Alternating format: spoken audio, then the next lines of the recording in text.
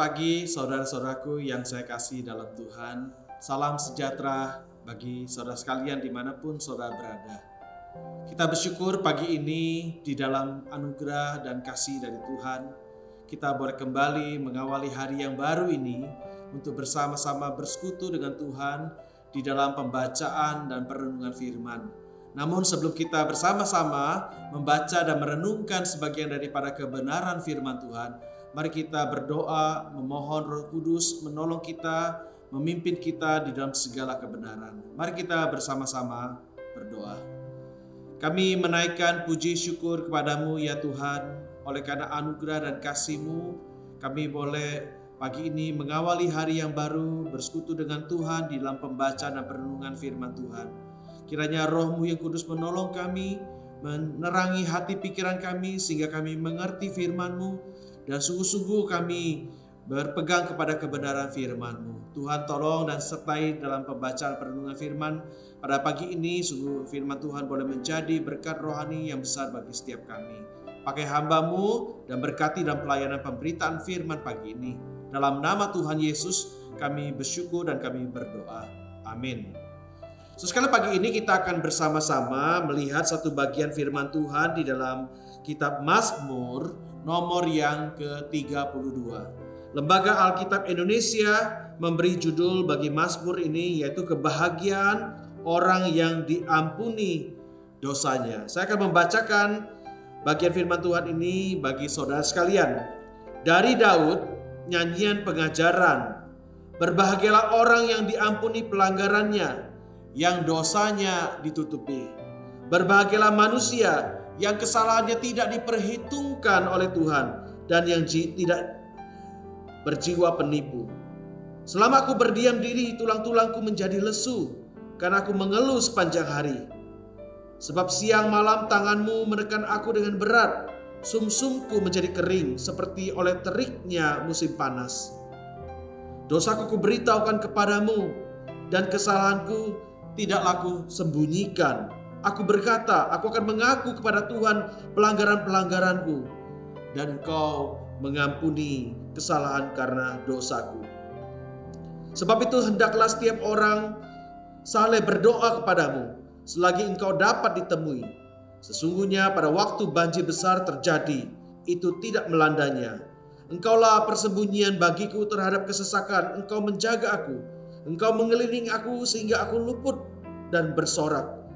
Aku hendak mengajar dan menunjukkan kepadamu jalan yang harus kau tempuh. Aku hendak memberi nasihat, mataku tertuju kepadamu.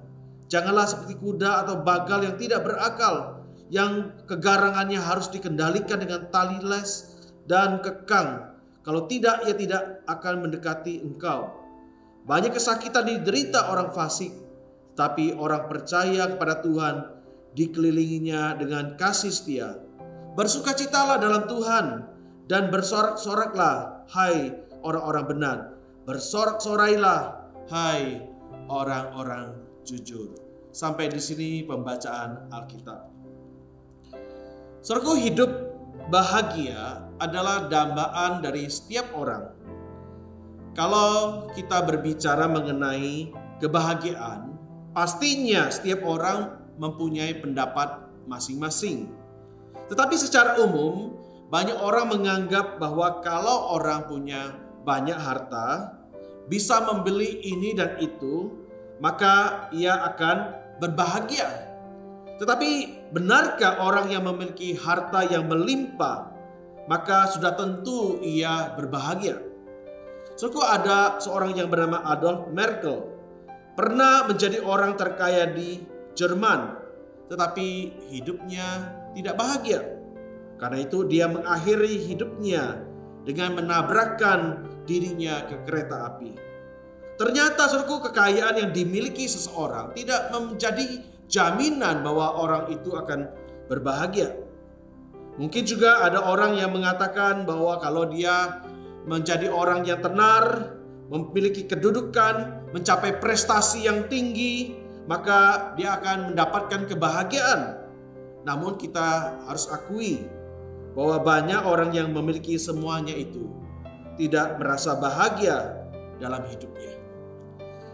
Alkitab banyak berbicara mengenai kebahagiaan yang berbeda sekali dengan cara pandang kita tentang kebahagiaan. Salah satunya kita bisa melihat dari pembacaan Alkitab dari Mazmur 32 tadi. Mazmur 32 ini ditulis oleh Daud, namun kita tidak tahu secara pasti latar belakang apa yang menyebabkan Mazmur ini ditulis. Mazmur ini merupakan satu dari 7 Mazmur pengakuan dosa yang dicatat dalam kitab Mazmur. Mazmur 32 ini diawali dengan satu perkataan, berbahagialah orang yang diampuni pelanggarannya, yang dosanya ditutupi. Berbahagialah orang yang kesalahannya tidak diperhitungkan oleh Tuhan dan tidak berjiwa penipu. Saudaraku, James Luther Mace, seorang penafsir Alkitab, mengatakan bahwa pengampunan dosa dari Tuhan adalah prinsip pertama dan utama dari kehidupan umat Tuhan. Kita tidak bisa membicarakan ucapan berbahagia yang lain tanpa berbahagia yang satu ini, yaitu berbahagialah orang yang kesalahannya tidak diperhitungkan oleh Tuhan. Bahkan Bapak Reformasi Gereja John Calvin pernah mengatakan, semua yang dikatakan kitab suci tentang berbahagialah bergantung pada berbahagia yang satu ini. Dengan kata lain, tanpa kebahagiaan yang satu ini, yang dosanya diampuni dan kesalahannya tidak diperhitungkan oleh Tuhan, maka kebahagiaan yang lain tidak mungkin akan diperoleh oleh manusia. Tetapi bagaimana seorang pendosa diampuni dosanya dan kesalahannya tidak diperhitungkan oleh Tuhan, sehingga kemudian dia disebutkan sebagai orang yang berbahagia? Kalau kita membaca dan melihat Mazmur 32 ayat 1 sampai 11, kita bisa melihat ada dua kebenaran penting di situ. Pertama, orang yang diampuni dosanya adalah orang yang sungguh-sungguh mau mengaku dan menyesali dosanya. Di Daud dalam Mazmur 32 ayat 5 mengatakan, dosaku kuberitahukan kepadamu dan kesalahanku tidaklah kusembunyikan. Aku berkata, aku akan mengaku kepada Tuhan pelanggaran-pelanggaranku, dan Engkau, itu Tuhan, mengampuni kesalahan-kesalahan karena dosaku. Ketika seseorang sungguh-sungguh mengaku dosanya, menyesali akan dosanya di hadapan Tuhan, maka barulah dia akan memperoleh pengampunan dari Tuhan. Tetapi jika dosa dan kesalahannya itu tidak diakui dan disesali di hadapan Tuhan, maka dosa itu menimbulkan satu rasa bersalah yang berkepanjangan. Dan rasa bersalah itu kemudian terus-menerus menekan jiwa seseorang. Itulah sebabnya dalam Mazmur 32 ayat 3-4, pemazmur mengatakan, selama aku berdiam diri, tulang-tulangku menjadi lesu karena aku mengeluh sepanjang hari. Sebab siang malam tanganmu menekan aku dengan berat. Sumsumku menjadi kering seperti teriknya musim panas. Saya katakan tadi bahwa kita tidak mengetahui dengan pasti latar belakang penulisan Mazmur 32 ini. Berbeda sekali dengan Mazmur 51 di mana di situ disebutkan bahwa Mazmur 51 ini ditulis atau dilatar belakangi oleh peristiwa ketika Daud jatuh dalam dosa karena berzina dengan Batsyeba. Namun ada yang meyakini bahwa Mazmur 32 ini ditulis oleh Daud setelah dia melakukan dosa perzinahan itu. Tetapi terlepas apakah Mazmur 32 ini ditulis oleh Daud setelah dia jatuh dalam dosa perzinahan dengan Batseba atau tidak, namun dampak perbuatan dosa itu tetap ada. Apapun dosa yang sudah dilakukan, Daud menyadari bahwa meskipun perbuatan dosa itu sudah berlalu, apapun itu, namun dampaknya tetap ada. Itulah sebabnya di ayat 3 dan 4 Daud menggambarkan pergumulan yang luar biasa berat yang dia alami sebelum dia mengakui dan menyesali perbuatan dosanya. Jadi apa yang membuat Daud itu lega? Dan bagaimana dia bisa berbahagia? Kelegaan yang dialami oleh Daud ketika dia betul-betul dengan rendah hati mengakui akan keberdosaannya dan kesalahannya kepada Allah. Dan Allah di dalam anugerah yang besar, dengan kasih sayang besar, mengampuni dosa dan kesalahannya. Pengampunan dari Allah itulah yang memberikan kebahagiaan dan pemulihan dalam hidup Daud. Itulah sebabnya Daud di awal Mazmur ini mengatakan, berbahagialah orang yang diampuni pelanggarannya, dan yang dosanya ditutupi. Berbahagialah orang yang kesalahannya tidak diperhitungkan oleh Tuhan. Saudaraku yang dikasihi oleh Tuhan, pengakuan dan penyesalan akan dosa merupakan satu langkah awal menerima pengampunan dari Tuhan.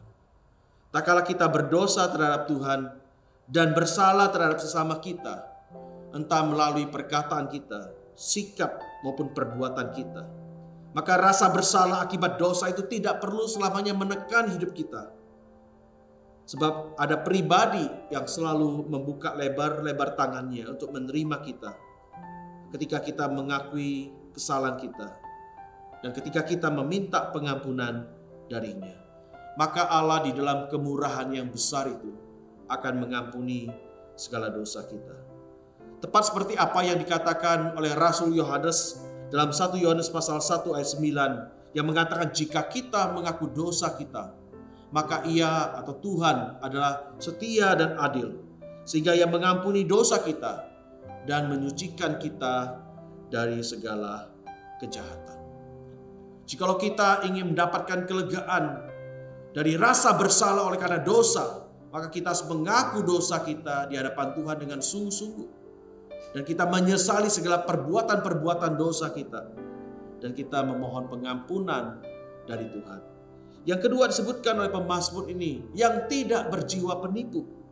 Pemazmur mengatakan pengakuan dosa itu mesti dilakukan dengan satu sikap hati yang jujur, tidak berjiwa penipu, tidak berpura-pura. Saudaraku, berpura-pura menyesal padahal tidak menyesal. Berpura-pura mengaku dosa tetapi sebenarnya tidak ada pertobatan yang sejati, tidak ada perubahan dari perilaku hidup. Maka sebenarnya orang itu adalah orang yang berjiwa penipu.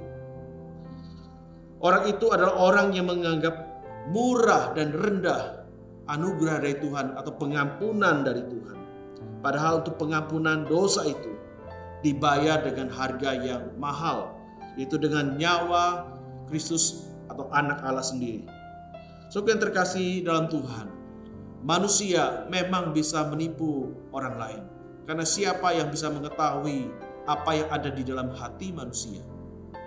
Tetapi Tuhan tidak bisa ditipu. Oleh karena Tuhan tahu segala sesuatu. Bahkan apa yang ada di dalam lubuk hati manusia yang paling dalam.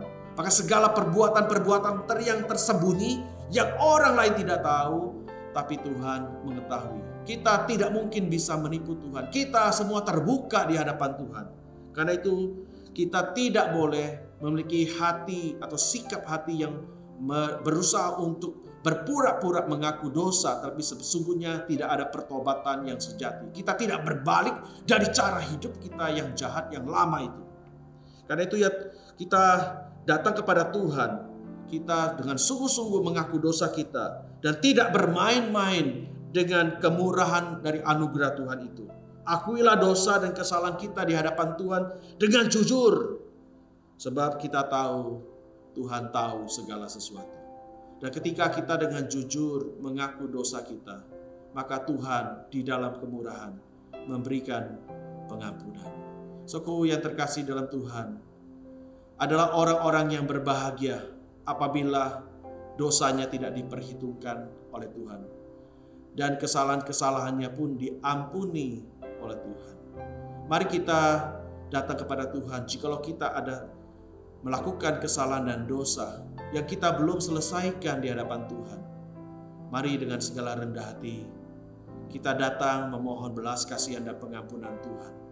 Maka Tuhan akan mengampuni kita, memulihkan hidup kita, dan memperbaharui hati kita supaya hati kita ini terus menerus hidup di dalam kebenaran dan kejujuran, hidup dalam kesucian di hadapan Tuhan yang Maha Kudus dan yang Maha Tahu itu. Biarlah kebenaran firman yang kita renungkan bersama ini boleh menuntun perjalanan hidup kita hari lepas hari. Mari kita berdoa. Terima kasih Tuhan untuk kebenaran firman yang sudah kami renungkan bersama pada pagi hari ini. Simpan firman-Mu dalam hati kami. Ingatkanlah kami Tuhan bahwa Engkau ada Tuhan yang Maha Kudus. Engkau ada Tuhan yang Maha Tahu. Di hadapan-Mu kami tidak bisa menyembunyikan dosa kami. Dan di hadapan-Mu lah juga kami mau mengaku dosa dan kesalahan kami. Karena kami tahu pada-Mu ada pengampunan dosa. Terima kasih Tuhan untuk kebenaran firman yang sudah kami renungkan. Dan biarlah kebenaran firman ini sungguh memberikan penghiburan, kekuatan, kelegaan bagi kami. Oleh karena Engkau Tuhan, Allah yang membuka tangan-Mu lebar-lebar untuk menerima kami sebagaimana kami ada. Dan untuk datang kepadamu kami sungguh bersyukur Tuhan, karena kesempatan yang Engkau berikan kepada kami. Terima kasih ya Tuhan, pimpin dan tuntun perjalanan hidup kami sepanjang hari ini. Dan berilah kepada kami kepekaan akan dosa, dan berilah kepada kami hati yang takut akan Engkau Tuhan. Terima kasih Tuhan, terpujilah nama-Mu. Demi Kristus Yesus Tuhan, kami alaskan doa ini. Amin. Selamat pagi jemaat yang dikasihi Tuhan, selamat beraktivitas. Tuhan memberkati kita sekalian.